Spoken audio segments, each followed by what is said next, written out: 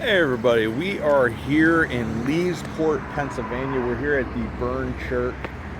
This church building itself was built, I believe, in 1958.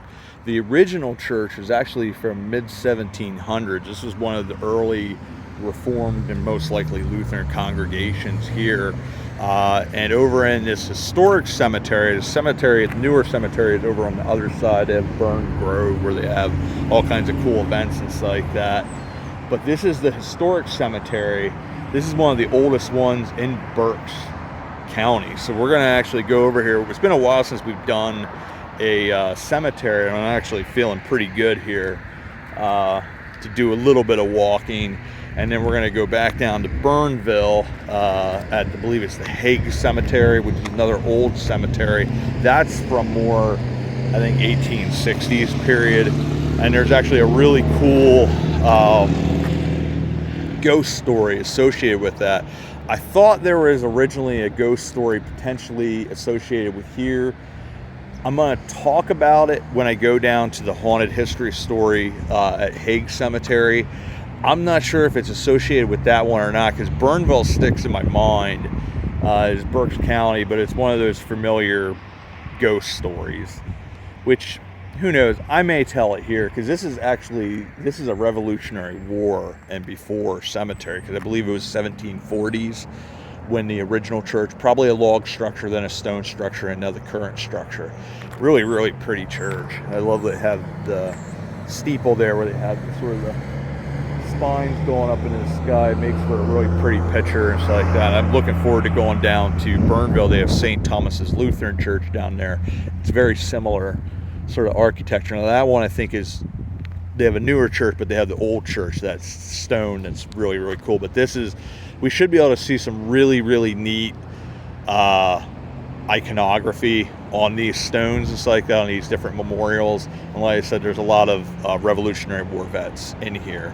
But anyways, there's this ghost story that was associated with one of these cemeteries down here. And it's sort of one of those common tales that you would hear. Love lost, that type of stuff. So it goes that there is one of these cemeteries here. There's a lady in a white dress, ghostly figure that sort of goes in and out amongst the trees.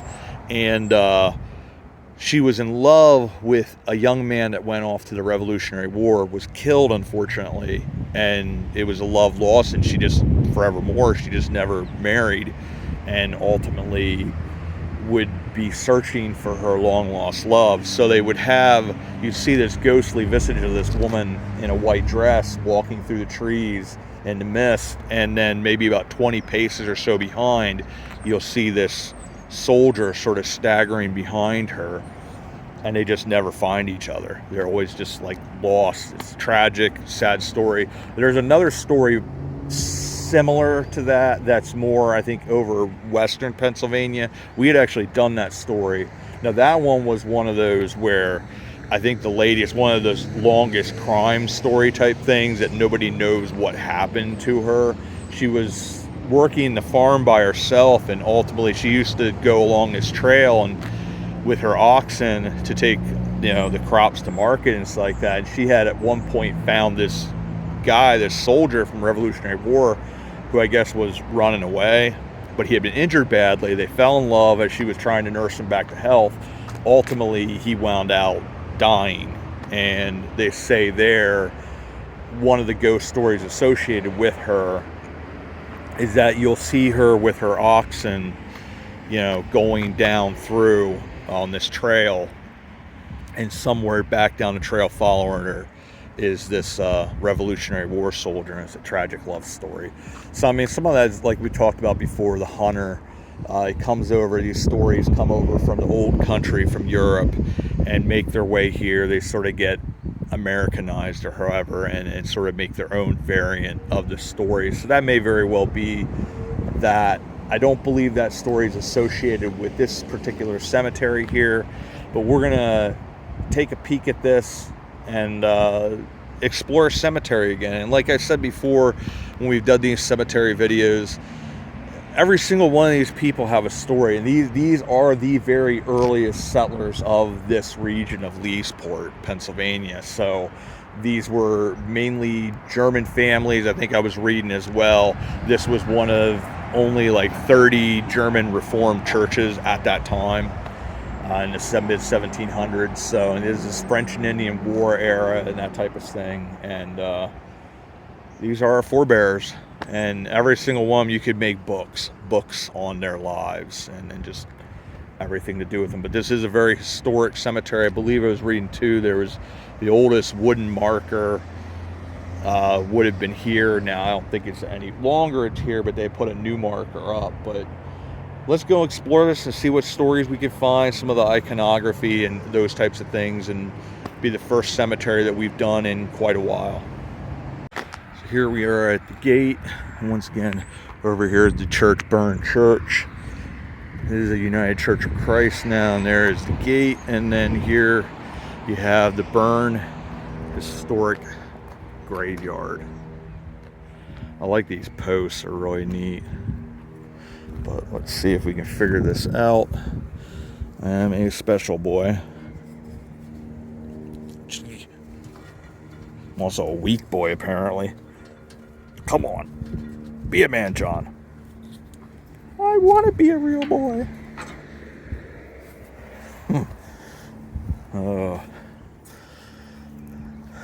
We'll go over here and check this out. Like I said, I can see some of the stones already. There's some really unique iconography, and that's something that at some point I had a couple people send me books on that and stuff like that, and that's something that I want to go over at some point. I know Cliff had done that with his channel. This is very unique, but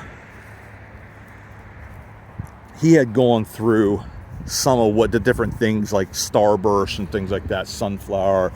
If you see a lamb, you see a cherub, that's usually signifying a child and things like that. This is interesting. So here's Arbogast. Johannes, which is John Arbogast, born September 9th, 1703. Progenitor of a large branch of the Arbogast family in the New World, arrived on the English ship Edinburgh, September 16th, 1751, at the port of Philadelphia, listed as Johannes Arbogast. He was the son of David, 1645 to 1703, and Christina Diebold Arbogast, 1662 1739. Johannes settled in the Bern Township area of Berks County with his second wife, Margaret. They don't have a death date. She was born 1716. He sired 14 children, including 4 sons, with his first wife, Anna. And it is believed all of his children were born in the family's native Germany before emigrating to America. He died in 1772 and was buried in an unmarked grave in this cemetery by Reverend Christian Emmanuel Schultz. The date and place. I wonder if that's the Christopher Schultz who's the John Andrew Schultz's father. He was actually a pastor over at I believe he was a Lutheran pastor. It's Christ Lutheran. That's where that Regina Leininger is buried over near Stoutsburg. It's probably the same guy. But John Andrew Schultz, his son, became governor of Pennsylvania from 1823 to 1829. He's actually a renowned governor, and his mother was a Muhlenberg, who's one of the sisters. So he served in Company 6, 4th Battalion of the Berks County Militia under Captain Conrad Eckert. And I assume that's Revolutionary War. This monument was erected by his descendants to mark the final resting place and honor the memory of a courageous pioneer who dared to face the danger of the unknown for the benefit of those who would follow him. Well, that's quite cool. Right there is worth coming in. I mean, that might be a marker, because like back then, a lot of them, they had wooden graves, and of course those didn't survive. Because you'll see open sections of the cemetery, and that's usually there's people still buried there. It's just, you know, the records will say who's buried here and who isn't, and sometimes even those he had fires and whatnot, and then the records are lost. But there's like these wreaths, or it's a circle of flowers. That's probably a circle of life, that type of stuff. And of course, a lot of these are in German. And as I can't speak the German language, a lot of it makes nonsense to me. And that's like, I think that's the tree of life, is what that's symbolizing. But I always thought that it really neat symbology. And the crown and the cross. No cross, no crown.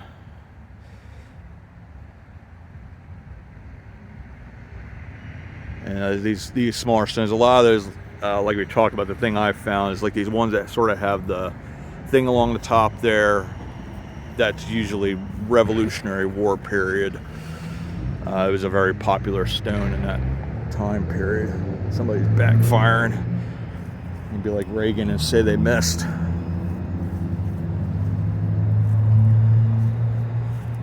There's another neat one. It's like the wreath flowers. When I said all these different things, they mean something. And it's, you know, a lot of it comes from the old country. They would bring sort of that symbology with them. And so to them, and there's another unique thing too. If you ever see these stones, which I don't see any in this cemetery, but you'll see them in quite a few cemeteries, they'll have the flat stone that's laying like a cross. One of the weird things they sort of did back then, I mean, now we sort of look at it as bizarre, but they would actually have picnics. These would be treated as groves, and it would sort of be in honor of those who had their loved ones.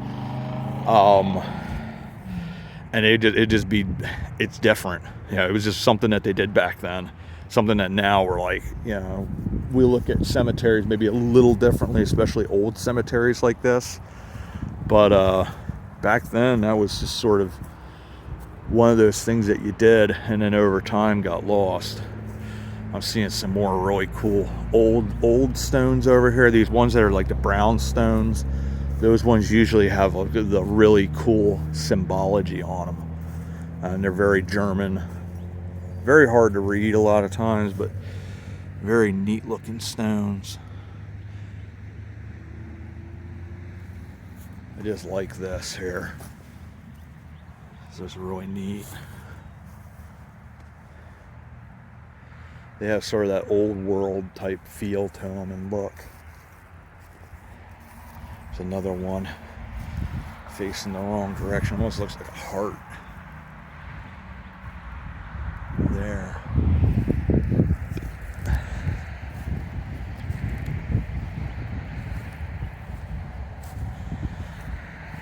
Here's one of these, a couple of these that are really neat. This is the one, it's almost like it's a skull, but it's a head on the body of a bird almost. Very, very unique. This is a cool one. And you're actually put another stone in here. John Jacob Reisler, 1755 to 1815, Revolutionary War veteran, erected by his great-great-grandson, Harry Reisler, 1753. Yeah, I love these old stones. They have a couple of those over at Christ Lutheran Church. I see another one that has that same symbology, but there you have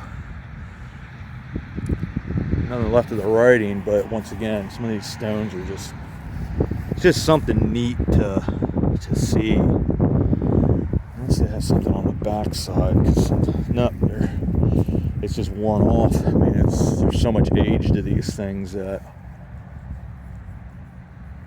it's just so much to see here.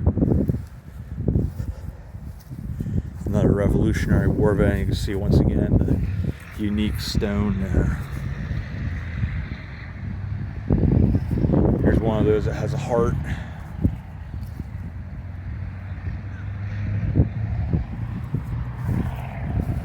A couple more of these older stones, and then there's another one that we'll go over to that has the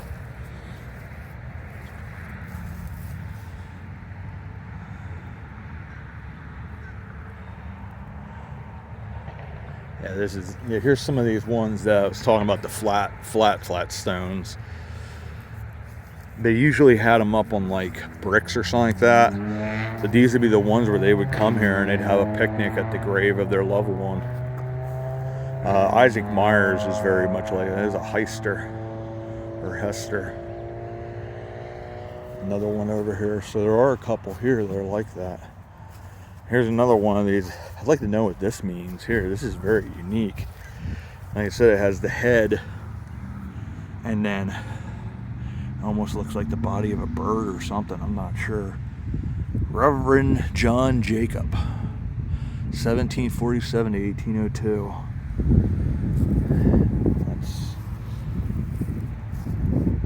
And these graves, something like this was not cheap.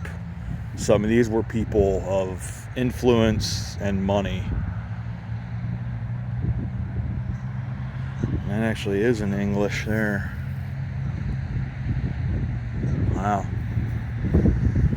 Yeah, I tell you, there's just something about you come to these places, there's so much history, and just really is impressive.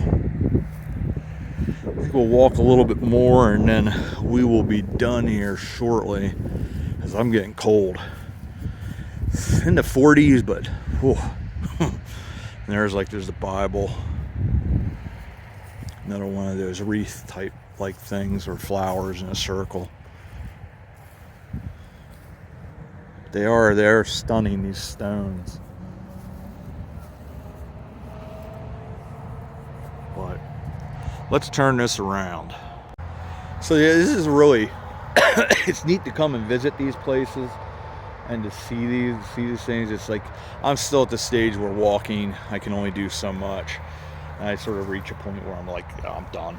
I want to take a couple photos here for Instagram, but yeah, and this is really, really cool. We'll revisit here. It's like I went by the trying to think of how to pronounce it, the Althala cemetery. We stopped at that church down in Raresburg. I'd like to stop by there and actually do a little bit more of a longer walk around and that type of thing, but I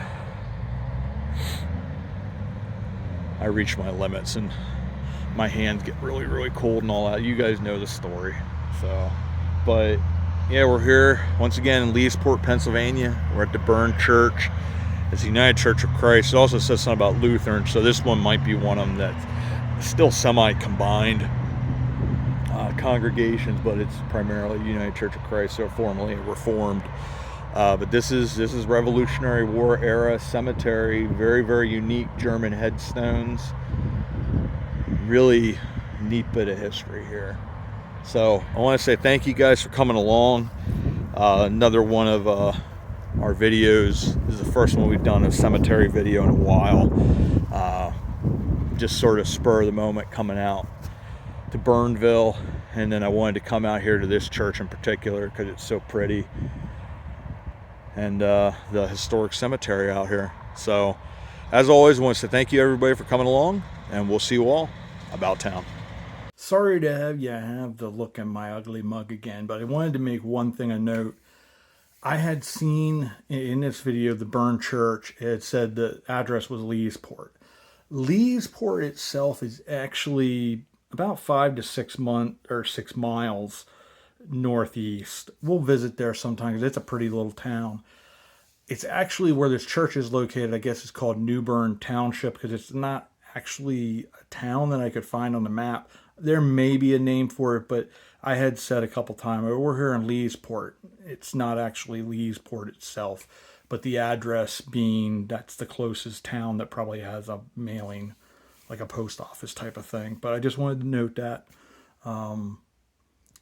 This is not, I don't believe, either the cemetery where it had to do with that ghost story, but I will find out at some point and then we'll do that story at that individual place. But I just wanted to add that in at the end and say thank you as always for coming along, and we'll see you all about town.